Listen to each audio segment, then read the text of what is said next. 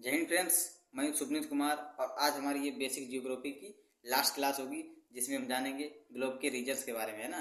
इसके बाद हमारी इंडियन जियोग्राफी सीरीज स्टार्ट होगी। तो आज का हमारा जो टॉपिक है वो है ग्लोब के रीजन्स के बारे में। तो आप हेडिंग डाल लें, ग्लोब के रीजन्स।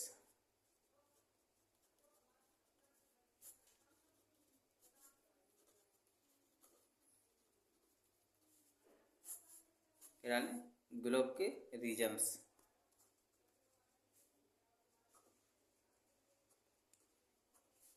जियोग्राफी हमारा जो है सब्जेक्ट है, इसमें हम पढ़ेंगे ग्लोब के रीजन। तो सबसे पहले हम एक डायग्राम बना लेते हैं। इस तरह से आप भी बना लीजिएगा, है ना। क्या बना लेते, डायग्राम। और इसके मध्य से एक रेखा गुजरती है। किस तरह से, इस तरह से, जो 0 डिग्री 0 डिग्री अक्षांश रेखा होती है, जिसे बोलते हैं विषुवत रेखा या भूमध्य रेखा। विषुवत रेखा इस तरह से, है ना। और यानी कि जो विषुवत रेखा है ये पृथ्वी को 2 बराबर भागों में डिवाइड करती है। और इसी तरह से विषुवत रेखा के उत्तर में एक रेखा और गुजरती है। किस तरह से, वो इस तरह से गुजरती है, इस तरह से, जो साढ़े 23 डिग्री, कितनी, 23.5 डिग्री नॉर्थ, यानी कि उत्तरी अक्षांश, 23.5 डिग्री अक्षांश रेखा, जिसे बोलते हैं कर्क रेखा। क्या बोलते हैं, कर्क रेखा। इसी तरह से विषुवत वृत्त के दक्षिण में एक रेखा गुजरती है, इस तरह से, जो ये भी कितनी होती है, 23.5 डिग्री अक्षांश रेखा होती है, साउथ, क्योंकि दक्षिण में गुजरती है ना। तो इसे बोलते हैं मकर रेखा। क्या बोलते हैं, मकर रेखा। ये सब आपको पिछली क्लास में बता चुके हैं, यहाँ पर सिर्फ समझाने के लिए बता रहे हैं कि आपको पता होगा कि जितना हम इसे बोलेंगे, रिवाइज करेंगे, उतना ही हमें जल्दी याद होगा, है ना। और इसी तरह से यानी जो कर्क रेखा है इसके दक्षिण में, यानी कि इसके उत्तर में एक रेखा और गुजरती है, इस तरह से, किस तरह से, इस तरह से। ये कितनी होती, ये होती है 66.5 डिग्री नॉर्थ। इसे क्या बोलते हैं, इसे बोलते हैं आर्कटिक वृत्त, आर्कटिक वृत्त, है ना, आर्कटिक वृत्त। और इसी तरह से जो मकर रेखा है इसके दक्षिण में एक रेखा गुजरती है, किस तरह से, इस तरह से। ये भी कितनी होती है, 66.5 डिग्री साउथ, है ना। इसे बोलते हैं अंटार्कटिक वृत्त, अंटार्कटिक, इस तरह से वृत्त, है ना। तो हमने इनके बारे में जान लिया है। और अब यह है उत्तरी ध्रुव, क्या है, 90 डिग्री उत्तरी ध्रुव, उत्तरी ध्रुव। और ये है 90 डिग्री दक्षिणी ध्रुव, यानी कि साउथ पोल। यस, ये साउथ पोल है, दक्षिणी ध्रुव, और ये नॉर्थ पोल है ना। तो हमने इन बेसिक रेखाओं के बारे में आपको पहले ही बता चुके हैं, लेकिन समझाने के लिए यहाँ भी हम आपको बता दे रहे हैं।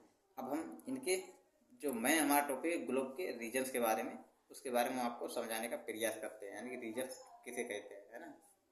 तो यानी जो कर्क रेखा और मकर रेखा, इसके बीच के क्षेत्र को क्या कहते हैं, है ना। इस तरह से यानी कि जो अंटार्कटिक वृत्त और कर्क रेखा, इसके बीच के क्षेत्र को क्या कहते हैं, इस तरह से समझेंगे। तो कर्क रेखा और जो मकर रेखा, इसके बीच के क्षेत्र को हम पहले हम इसे इस तरह से डिजाइन कर लेते हैं, है ना, इस तरह से डिजाइन। आप भी कर लीजिएगा, है ना, इस तरह से,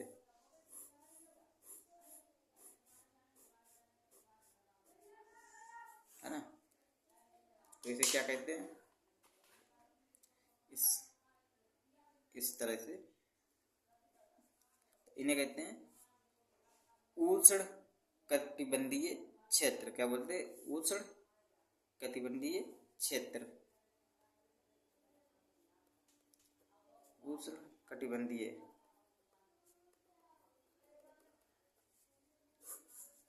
क्षेत्र, है ना।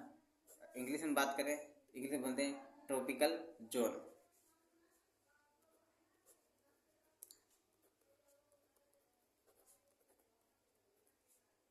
जो इस तरह से है ना।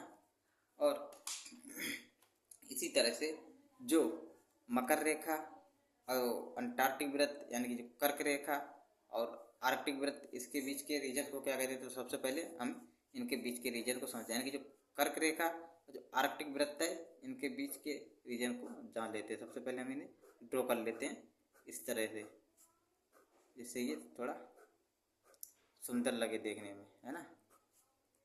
इस तरह से आप भी बना लीजिएगा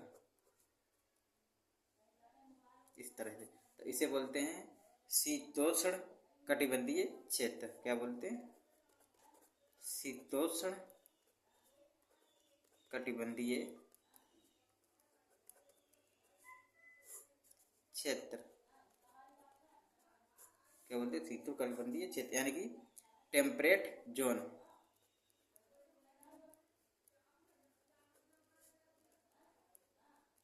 टेम्परेट जोन, इनके बारे में हम जान चुके हैं। और इसी तरह से जो हमारा मकर रेखा और अंटार्कटिक वृत्त के रीजन को भी हम यही इसी तरह से बोलते हैं। तो इसे भी हम ड्रॉ कर लेते हैं इस तरह से। आप भी इस तरह से ड्रॉ कर लें समझने के लिए, है ना। इस तरह से बना लें। तो इसके बीच के रीजन को भी हम क्या बोलते हैं? शीतोष्ण कटिबंधीय क्षेत्र। इनकी जो 23.5 डिग्री और 66.5 डिग्री साउथ के बीच के क्षेत्र को बोलते हैं शीतोष्ण कटिबंधीय क्षेत्र, है ना। ऐसे इंग्लिश में भी क्या बोलते हैं? Temperate zone.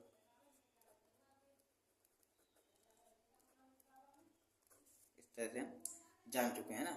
अब आते हैं हम कि जो आर्कटिक वृत्त है, जो उत्तरी ध्रुव के बीच के क्षेत्र को क्या बोलते हैं, इसे भी समझना बहुत जरूरी है। तो पहले हम इसे ड्रॉ कर लेते हैं इस तरह से, क्योंकि ड्रॉ करना बहुत जरूरी है ना।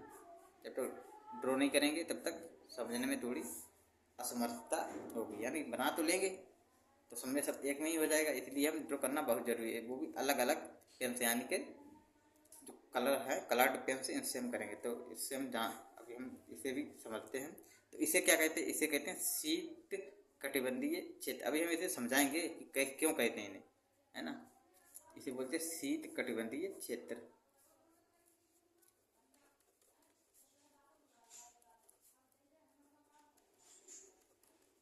बंधीय क्षेत्र यानी कि रीजन, है ना। तो इसे इंग्लिश में क्या बोलते हैं? फ्रीजिड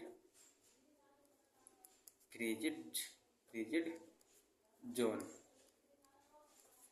है ना। इसी तरह से जो दक्षिणी गोलार्ध का जो दक्षिणी पार्ट है, यानी कि अंटार्कटिक वृत्त और ध्रुवों के बीच का क्षेत्र, इस तरह से ये वाला, इसे बोलते हैं, इसे ही बोलते हैं, क्या बोलते हैं? शीत कटिबंधीय क्षेत्र।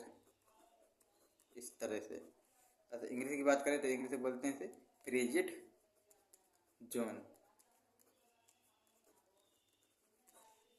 क्या बोलते हैं? Frigid zone. तो इसके बारे में बहुत ही आसान भाषा में समझ गए कि इनके बीच के रीजन को बोलते हैं। अब क्यों बोलते हैं थोड़ा ये भी जान लेते हैं। यानी कि जो उष्ण, यानी जो कर्क रेखा और मकर रेखा के बीच में जो बीच का जो रीजन है, यानी कि क्षेत्र, उसे बोलते हैं उष्ण कटिबंधीय क्षेत्र, यानी कि ट्रॉपिकल जोन। क्योंकि उष्ण का मतलब क्या होता है? गर्म क्षेत्र। यानी कि यहाँ सूर्य जब कर्क रेखा और मकर रेखा के बीच में हमें रहता है, तो यहाँ का मौसम यानी क्षेत्र हमेशा गर्म रहता है, इसलिए इसे बोलते हैं उष्ण कटिबंधीय क्षेत्र, है ना, यानी कि ट्रॉपिकल जोन।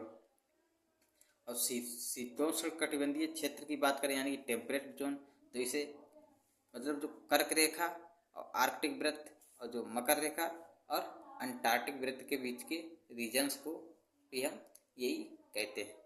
मतलब क्या कहते हैं? शीतोष्ण कटिबंधीय क्षेत्र। शीतोष्ण का मतलब क्या होता है? शीतोष्ण का मतलब शीत प्लस, इस तरह से हम समझ लेते हैं। इसका जो मतलब होता है शीत प्लस उष्ण, यानी कि ठंडा प्लस गर्म। शीत प्लस उष्ण, इसका मतलब क्या होता है? इसका मतलब होता है ठंडा, इसका मतलब होता है गर्म, है ना। तो यहाँ का जो रीजन होता है, यानी कि जो कर्क रेखा और आर्टिक वृत्त, जो मकर रेखा और अंटार्कटिक वृत्त के बीच का क्षेत्र होता है ठंडा प्लस गर्म, यानी कि शीतोष्ण कटिबंधीय क्षेत्र। क्यों?